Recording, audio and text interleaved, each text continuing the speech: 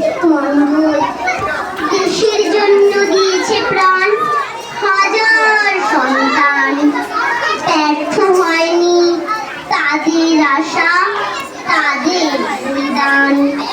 গর্ব করে বলছি মোরা, আমরা তো স্বাধীন।